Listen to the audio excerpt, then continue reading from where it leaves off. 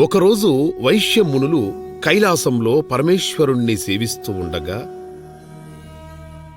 పరాశక్తి అనుగ్రహం కోసం దేవీ సూక్తమును జపిస్తూ తపస్సు చేస్తూ ఉండగా పరాశక్తి ప్రత్యక్షమై వరమును కోరుకొమ్మని చెప్పగా అప్పుడు సమాధిముని తనకు తన బంధువర్గమైన 102 గోత్రికులకు మోక్షమును ప్రసాదించుమని కోరాడు. పరాశక్తి మాత అనుగ్రహిస్తూ నువ్వు భూలోకంలో కుసుమశ్రేష్ఠి అన్న పేరుతో వైశ్యుడిగా జన్మిస్తావు. నేను నీ కూతురు వాసవి కన్యకా పరమేశ్వరి పేరుతో జన్మించి ధర్మరక్షణ కావించి మీకు మీ గోత్రికులకు మోక్షాన్ని ప్రసాదించెదను అని వరమిచ్చాడు.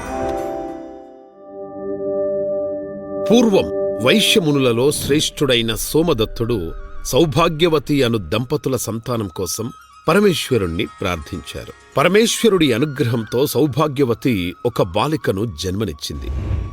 ఆ బాలికకు కీర్తి కన్యక అని నామకరణం చేశారు. ఆ బాలిక దినదిన వర్చస్సుతో పెరిగి యుక్త వయస్సు రాగానే ఆ సమయంలో పరమేశ్వరుని దర్శనార్థం వచ్చిన చిత్రకుంటుడు అను ఒక గంధర్వరాజు కీర్తి కన్యకను చూసి ఆమెను తనకిచ్చి వివాహం చెయ్యమని సోమదత్తుడిని కోరాడు. కాని సోమదత్తుడు మరియు 102 మంది వైశ్యమునులు అందుకు తిరస్కరించారు.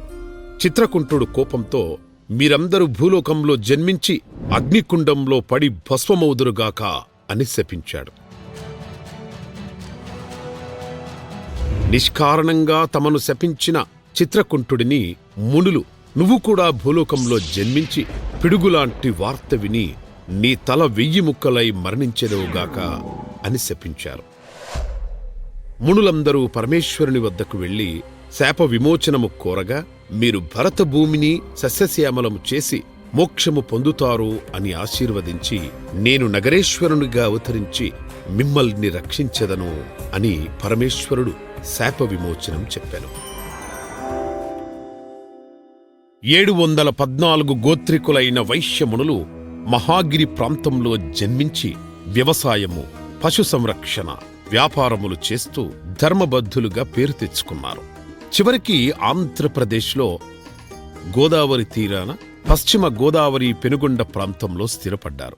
సోమదత్తుడు కుసుమశ్రేష్ఠిగా, సౌభాగ్యవతి కుసుమాంబగా జన్మించారు. సాక్షాత్తు బ్రహ్మదేవుడు భాస్కరాచార్యులుగా, చిత్రకుంటుడు విష్ణువర్ధన మహారాజుగా జన్మించారు.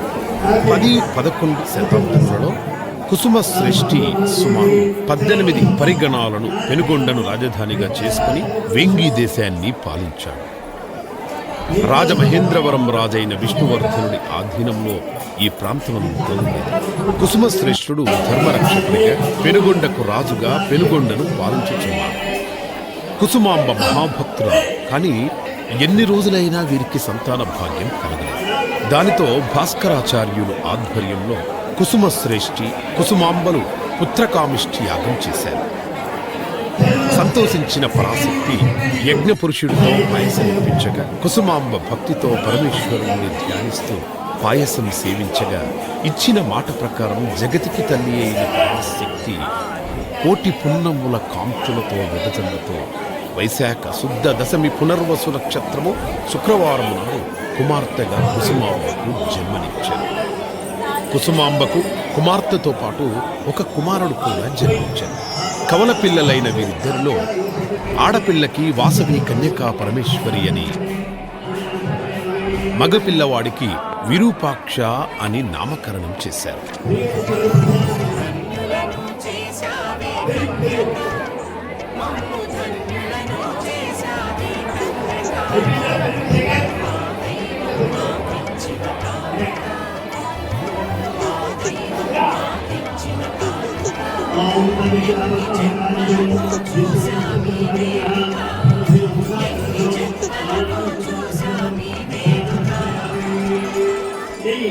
వాసవిగా జన్మించిన పరాశక్తి పుట్టుకతోనే భూములన్నీ సస్యశ్యామలమై పంటలు, పాడి సంపదలు పెరిగి పెనుగొండ ప్రాంతమంతా సిరి సంపదలతో తులతూగింది. వాసవి చిన్నతనము నుండే తన దివ్య శక్తులను ప్రదర్శిస్తూ కుసుమాంబకు పరాశక్తిగా దర్శనమిచ్చింది. 5 ఏళ్ల వయసులో బాలవాసవి శరన్నవరాత్రుల్లో పూర్తిగా ఆభరణాలు, పూలమాలలు ధరించి పీఠ మీద ఆసీనురాలై లలితాదేవి వలె అభయ హస్తములతో మహాలక్ష్మి, మహాసరస్వతి, భద్రకాళి రూపాలను తల్లిదండ్రులకు దర్శనమిచ్చారు. కులగురువు భాస్కరాచార్యులు ఇద్దరు పిల్లలకు శిక్షణ ఇస్తుంటే, విరూపాక్షుడు వేదాలను చదువుతూ యుద్ధ విద్యలలో ఆరితేరుతుంటే, వాసవి అన్ని కళలలోనూ తర్ఫీదు పొందుతూ తర్కశాస్త్రంలోనూ ప్రావీణ్యురాలై మంచి తెలివిగల అమ్మాయిగా పేరు తెచ్చుకుంది.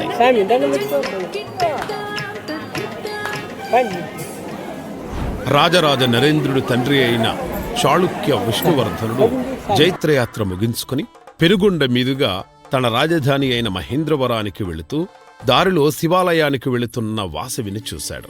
తొలిచూపులోనే ఆమెను గాఢంగా ప్రేమించి వివాహం చేసి